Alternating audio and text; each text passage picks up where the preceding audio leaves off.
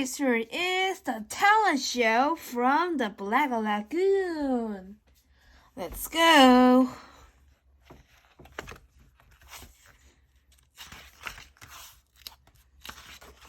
Chapter 1. The show must go on. We are having a talent show. I have heard all about them. 10 hours of endless embarrassment and non-stop noisy. And that's just for the audience. But it's worse for the performers. Some people never recover their shattered egos. But Mrs. Green says every one of us has to do something. She says we must be on stage for at least a minute. And not longer than an hour. I really want to be on the stage. Yeah, the first stage out of town. Chapter 2. Show Buzz. On our way home, I asked my pals what they are going to do. Eric says that he's going to tell jokes. He will be some sort of a stand-up kamikaze. I'm sure we've heard all his jokes already. Freddie says he's going to recite his recipe for apple turnovers. Derek is going to spin a hula hoop. Landy will perform his most mystifying magic trick. He's going to pull his head out of a hat. Penny is excited to lip-sync Beethoven's Ninth Symphony, and Doris, who takes ballet lessons, says she's going to dance the dry swan from Swine Look or something like that. Everyone asked me what I'm going to do. I just stared out the foggy window and mumbled, "You will see." Chapter 3. Star Bright. What am I going to do? My major talents are very specialized. I am a great bopper. I can burp Yankee Doodle after drinking a soda. I can wiggle my ear and cross my eyes at the same time. I can touch the tip of my nose with the end of my tongue, but Freddie can pick his nose. I can squirt milk out of my nose. I did at Thanksgiving, but no one applauded. I can make my armpits quack like a duck. I can stand upside down if someone holds my feet, or I can stand right side up if there's a floor. I can tie my body in a knot, but it takes an hour to get it untied. I can make a Pigzilla monster face, or do my Count Dracula imitation. I can blow in a bottle and sound like a foghorn. I just don't know what to do. I have so many talents. Chapter 4. Mothers knows best. I share my problem with my mom. Big mistake. She decided to help me. She suggests that I do a nice little dance. Never. Then she says I have a sweet singing voice. Forget it. Next, she tells me that I have a nice smile. Couldn't I just smile for a minute? I don't think so. Now she really put on her thinking cap. I'm in big trouble. I know, she says. You can learn how to play the piano.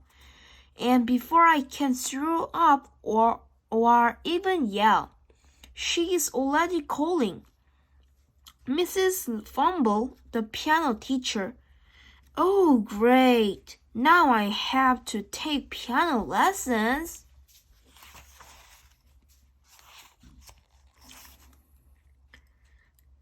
Chapter 5. Trouble, Trouble. The first lesson is a complete disaster. I have 2 left hands and there are all sums. I finally find the middle C and hit it with my elbow. Mrs. Fumble wears tons of perfume. She smells like a flower show. I will smell like a wedding for a week. She's as big as a wrestler and always sits on the little piano bench with me. I can hardly see around her, and my side of the bench keeps lifting up in the air. She asks me why I want to play the piano. I say I don't. I'd rather be playing baseball. My mom says that one day I will be the hit of the party when I sit down to play. I don't want to be the hit of the party. I just want to get through 1 minute on stage. Chapter 6. Keyboard. Instead of playing baseball, building race car models, or going swimming and becoming a swordfish, here I am still practicing. This is hard. I have to play the same thing over and over for a whole hour. And what makes things worse, I have to listen to it. The only good thing about playing piano is that you can do it sitting down. After 4 weeks, 5 lessons, and thousands of hours of practicing, I can now play chopsticks. The good news is it takes just about a minute to play. Chapter 7. How bees gossip. I call all the other kids of here how they are doing. Eric tells me all these jokes. I have heard them before, and they are about as funny as a math test. Freddie shares his recipe for apple turnovers. It sounds like the only things it will turn over is your stomach.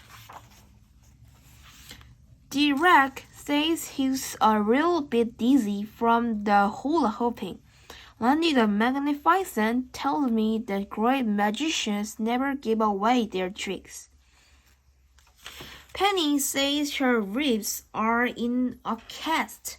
She sprained them practicing. And Doris asks me if I have any feathers on her costume. This is going to be quiet at a show. I can see it now. Chapter 8. Stage struck out. The auditorium lights dim. The spotlight falls on Eric, but it doesn't hurt him. He gets up and tells his first joke. No one laughs. He tries a second joke. Again, no one laughs. Here comes his third joke. It's about the principal. Everyone laughed, and he gets sent to the principal's office. Take one, then a hush falls over the audience.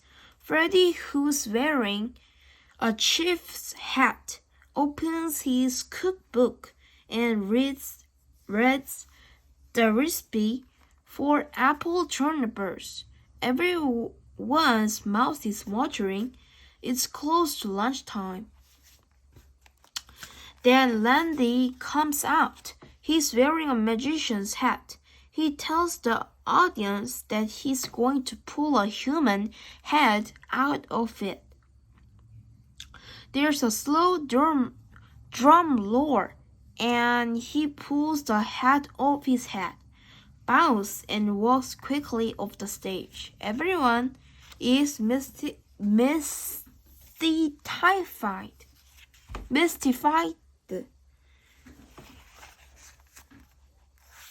Now Jirek comes out. He's wearing a hula hoop.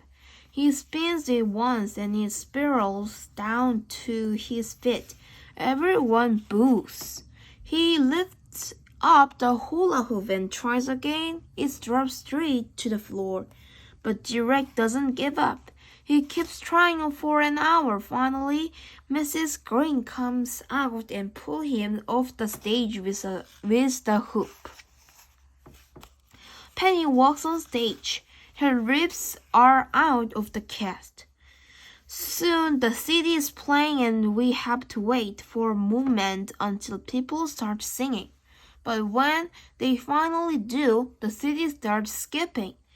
Penny starts to cry and skips out of stage. I hope there's not a talent scout in the audience. The lights on the stage turn blue and doors come out covered in feathers. She spins around, but her feathers begin to fly off and float over the audience. Drying Swan is right. When she's done, she's ready for the oven. Then it's my turn. My Mr. Smudge, the school janitor, lures out the concert grand piano. I come out and bow politely. I sit down at the keyboard and lift my hand. My 2 fingers are poised and in the air. Suddenly everyone begins sniffing and holding their noses. The entire auditorium is filled with the scent of Risca.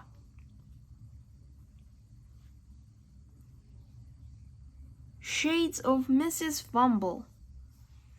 Soon everyone runs outside to get a breath of fresh air. I'm sitting at the piano alone, all the practicing for nothing.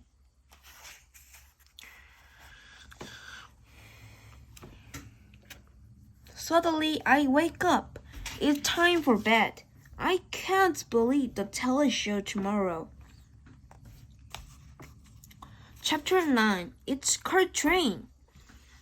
That night, I have a dream. Well, more like nightmare. There's a bright stage and millions of people are sitting out in the audience. I'm standing in the middle of the stage. I can hear them all breathing. I'm wearing a purple tuxedo with a silver bow tie. I take off my pink top hat. I announced that I will pull a leap rabbit out of my top hat.